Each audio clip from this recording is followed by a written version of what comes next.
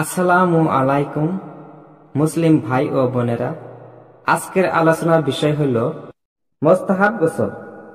শবে বরাত ও শবে কদরে গোসল করা। মৃত ব্যক্তিকে গোসল করানোর পরে ওই ব্যক্তির গোসল করা। কোন কাফির ব্যক্তি মুসলমান হলে গোসল করা।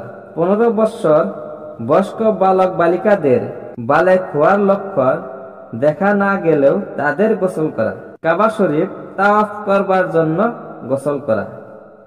জিলহজ মুজদালিফায় অবস্থানের জন্য গোসল করা।